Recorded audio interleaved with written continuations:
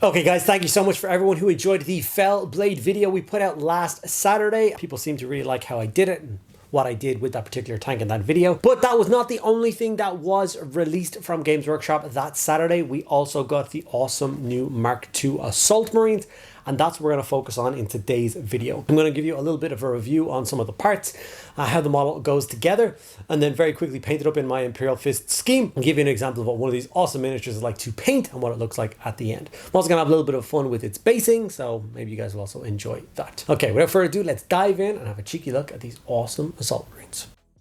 Okay, so my honest thoughts on the new Mark II Assault Marines is there's definitely parts on them that I absolutely adore. And there's one or two funny little bits in it, like design choices that I don't really, like, I'm not crazy on. One in particular, which you can just leave off and it doesn't affect the miniature in any way, except for, in my opinion, making it look a little bit better. But we'll get to that in a minute. It is, of course, the traditional set of basically 2 5-man squads. They basically sculpt 5 guys and then they just double it in the box. They do it for most kits these days.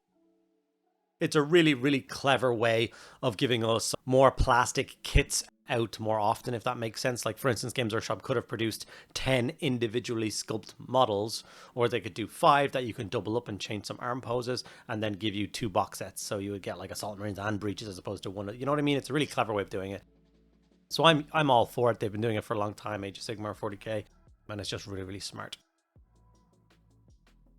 The set is really cool. I really enjoy it. I personally am not the biggest fan of the chain axes as being the only option inside of the box set. I feel like I'm an Imperial Fist player, and I don't feel like axes are like an appropriate weapon for them all that much. But what I did to mitigate this as a problem is I've decided that they're going to go into my little section of the army that's like Rand's company. So Fafnir Rand is obviously an assault captain, and he leads the guys with the axes and so becomes the executioner chapter later on after the heresy. But so by making them part of that, that makes sense to me. But for other ones, like if you're a White Scar, I don't think you're going to have a chain axe. Or an Emperor's Children, I don't think you're going to have a chain axe. I think swords are a lot easier to use. And I think they should have left some more kind of crazier options like axes and stuff as the upgrade set. And just left the axes, swords in the... Maybe that's just me. Let me know what you think in the comments. Are you happy with the axes? Or would you prefer... I would have preferred chain swords, but I didn't have any to hand at the time. I've got none of the assault weapon box upgrades, so that's a bit annoying. So here's the one particular piece I'm talking about. That neck piece that goes up and connects the backpack. You can see how it just disappeared there. I realized that there was not, because I thought it was going to be a bit missing in the backpack if I didn't glue it on. And after I finished building the backpack or the jump pack, I was like, oh, there isn't. So I just tore it off and like tidied up the glue stains and stuff. I think that frees up that space around the collar and stuff. I don't know why it exists. I don't know why it's there. I don't like it at all. So I personally left that off. If you think I'd made a mistake, do let me know as usual. So, and then I got the model sprayed Wraithbone, ready for my traditional Imperial Fist Heresy style scheme that I've done in a couple of videos now. Obviously, I've got these 3D printed base toppers that I'm using for my entire Heresy army. I just want them to be like I'm going for late Siege Imperial Fist army, so I want there to be lots of like palace broken rubble and stuff like that. And in the set that I got of the base toppers, there's obviously these ones with like big columns. Some block huge parts of the base, and there's no way to make a model like stand on it. I've had to like saw bits off and change them, modify them. But I have a lot of these ones left over, and obviously now I'm just going to use them for the Assault Marines, all in kind of lumping, jumping poses, like they're flying through the air. Like, I'm all for tactical rocks, so I think it looks really cool. I'm just going to add a little bit extra height to those models on the tabletop. If you're enjoying my Heresy content, or any of my content for that matter, please do make sure that you give the video a like. Make sure you answer or ask any questions in the comments below, and make sure you're subscribed. Those 3 things literally cost you nothing. They take 1 second of your time to scroll down and go subscribe. We are very nearly at the 70,000 subscriber mark, and I would very much like to get there very soon. And then, of course, on to the glorious push of the 100,000 subscriber. That's been my goal since I was, I don't know how old. So if you want to help me get there, please do hit that subscribe button. If you want to help support the channel even further, there is, of course, a bunch of extra ways of doing that, such as a Patreon channel linked down below, and you can become a channel member of YouTube here as well. With both of those, you get a bunch of extra benefits like access to a private Discord server, plus extra videos every single week, different events you can take part in over on that Discord. like painting competitions and monthly showcases and monthly challenges and stuff. It's a really cool, like wholesome place to be. And I think it's just really awesome. Also, if you want to purchase any of the awesome stuff you see on like these Assault Marines and stuff, I do have some affiliate links down below to some awesome stores.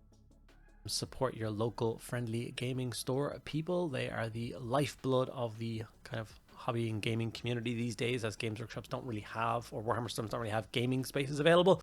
So support them as much as possible to create those spaces for all those events and all those tournaments and stuff. Obviously, if you purchase from them, you will save yourself like 15 up to 20% sometimes on your purchases, and the channel gets a little bit of a kickback as well. So if that's something that interests you, like I said, links down below.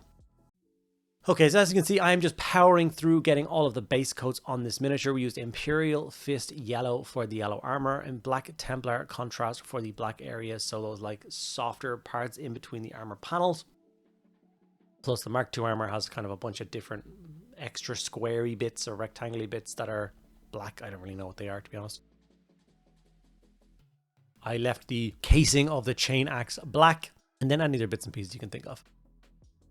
We then grabbed our lead belcher, did all the details for the axe, framework of the shield, some of the jump pack parts. We used some red for the handle of the chain axe and some of the cabling underneath the chest.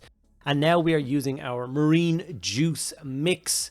If you want to know how to make the marine juice and what the hell marine juice is, in my Saturnine Terminator video is the first time I've used this, and I show you like how to make it and what the concoction is and stuff like that. Where I got it from, it is not my recipe at all. I did not come up with this. I did never claim to take anything off of any other beautiful artist. So go into all the details on who that was in that video there. But it's basically just this really nice mix, and it shades down armor really, really nice. It settles into all the recesses.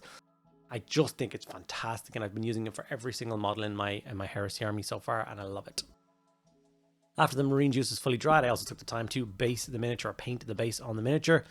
And now it's time for the layering. And the fun thing about the way that I'm painting the Imperial Fist miniatures these days, it is literally the contrast, the marine juice, and then an edge highlight. And that's all I do for the yellow armor. I do a little bit of chipping with some sponge later on, because like I said, late Siege Heresy army means that there is no fresh coats of paint on any power armor anywhere on Terra. It is all chipped, it is all damaged, it has all seen combat and war for over a year now. Remember, that's how long they were stood on those walls, defending them day after day, hour after hour, from bolter fire, barrages, crazy mutant charges, a year. So, yeah, there's nothing fresh about them. So I always like to add a little bit of weathering and stuff to my models, a little bit of chipping, especially since I'm such a huge fan of transfers. Transfers are the best thing ever. Like, they truly, from the bottom of my heart, are the best thing ever. So I always like to help make the transfers blend into the miniature a little bit better by doing them and then adding some weathering on top. I think that just looks really cool. But as you can see, I'm very patiently going around doing the edge highlight on the model. Obviously, it is the kind of slowest part of painting with these particular style, but it does work really well and it looks great. Corvus Black brought in to layer up any of those black areas we talked about before. So the chain axe casing, any of the other black details on them, those squarey bits, once again, that I don't know what they are. I should know what they are, but I don't. It's so nice to use Corvus Black to layer up black. I just think it looks really cool. It's just black with like a touch of gray to it. It's super clean.